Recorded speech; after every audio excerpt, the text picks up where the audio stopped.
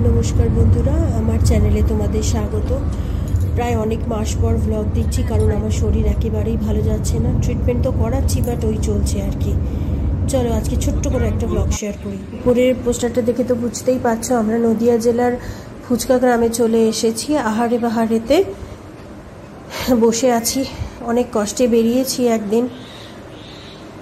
তো ফুচকা ট্রাই করবো বা কোথাও নতুন জায়গায় যাব, তোমাদের সঙ্গে শেয়ার করবো না সেটা তো হয় না।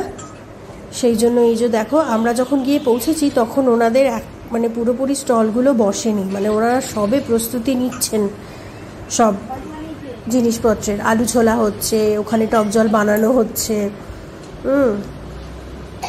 দেখতেই পাচ্ছ, ওনারা নিজেরাই সব কিছু করছেন।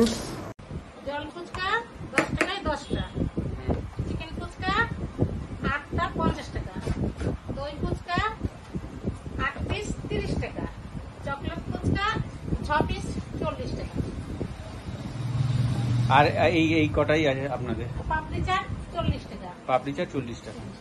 আর এটা কখন থেকে খোলা হয় এটা? এখন আমরা কখনো 3:30 আসি, কখনো 4টে আসি। আর কতক্ষণ থাকেন? 10টা বেজে যায়। 10টা বেজে যায়। প্রতিদিন বসেন? ধন্যবাদ। বন্ধ নেই, একমাত্র শরীর খারাপ হলে তখন।